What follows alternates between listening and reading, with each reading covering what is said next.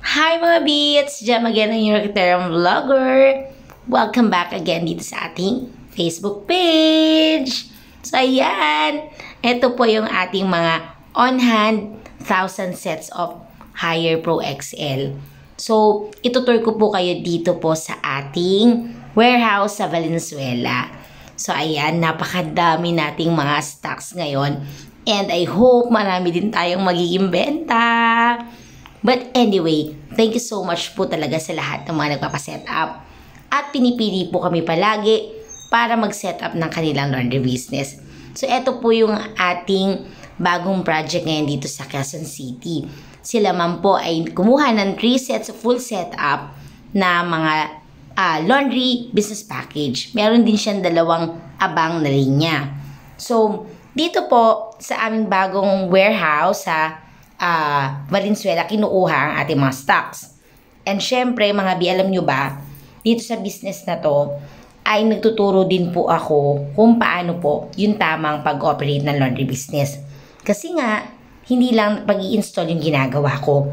Syempre, sinishare ko rin yung mga kaalaman ko upang sa ganun, mag-success din sila sa business nila. Yung mga techniques and mga alam ko na dapat ituro para mapalago nila yung business, i-share ko na rin. And take note, hindi po lahat nagbibigay ng kaalaman or nagbibigay ng seminar sa turnover nila. Yung iba, installer lang talaga sila or dealer lang talaga sila. So tayo, ayan, hindi lang tayo dealer, hindi lang tayo installer. Nagtuturo po tayo para matuto po yung ating mga mahal na kliyente. Dahil syempre, lahat naman po ng gusto magnegosyo, na mumuhunan, ay kailangan talagang gabayan po. Hindi tayo pwedeng benta-benta lang, tapos wala na tayong pakialam sa mga client. Siyempre, dapat palaging meron. At nagpapasalamat po ako dahil unti-unti talaga ang laki nung mga taas na benta ng ating mga Alexa Scent products. Sobrang naa-amaze talaga ako kay Lord sa pagbibigay niya ng maraming kliyente, maraming users ng Alexa Scent product. So, sa mga bago pa lang po sa channel natin, ito po yung isa pong business namin, which is our own product. Yes po, matagal ko itong pinag-pray, mga bi, actually dati pa.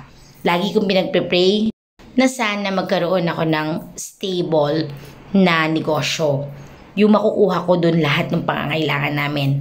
And syempre, yung sigurado na talaga yung income niya. And hindi ko alam kung ano yun before. Basta pinagpe-pray ko lang siya. And yan, heto na. Meron ng opisina, meron ng showroom yung ating Haier machines. May office na, may van. Nakabili kami ng van.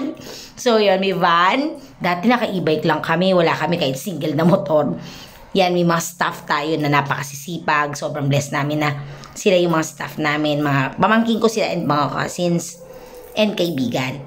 So, ayan, tapos dati pangarap ko lang na magkaroon ng opisina. Ay, ngayon ay kinikilig talaga ako. Kasi, yan, meron na tayong office, meron na tayong mini bodega rin. And, mini manufacturer din ng ating bodega for the manufactured area kung saan ginagawa po ang ating Alexa Scent product. And, sa ngayon po, gusto kong i-announce din na sooner or later po, magkakaroon na po tayo ng mga product sa mga supermarket. Kinukomplete na po namin yung ating mga requirement para sa mga Pure Gold nationwide. Makakabili na rin po yung iba na gustong-gusto makatry at makagamit din talaga para makalesen din sila ng mga shipping fee. So, ayan. Dito araw-araw nagbabak sila, nagpapak. Ayan, para sa mga orders kasi Luzon, Visayas, and Mindanao, yung umorder sa atin sa Lazada and Shopee. And track na rin yung mga nag-walk-in na kumukuha ng mga bulk orders galing pa sa mga probinsya. Grabe, diba? Ang bait ni Lord. So, yun. Then, ayan, ayun na nga, kasama sa package namin yung magturo talaga. Upon turnover, tinuturo namin lahat ng dapat nilang matutunan upang sa ganun, mag-success din talaga sila. So, ganun naman dapat mga bi. Alam nyo ba, hindi ko rin nakalain dati na ma-share ko to. I mean, lalaki to ng ganito. Kung alam nyo lang kung gaano kahirap yung mga pinagdaanan namin sa negosyo na to. Pero sobrang pinagtsagaan namin kasi naniniwala ako na kahit mahirap, kung nakikitaan mo siya ng potential, ituloy mo siya, bi.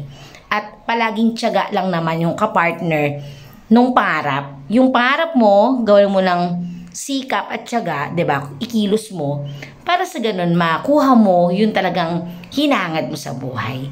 Syempre, laging mag-pray kay God dahil si Lord talaga ang magbibigay ng lahat ng biyayang ito. At walang imposible sa Panginoon. Salamat mga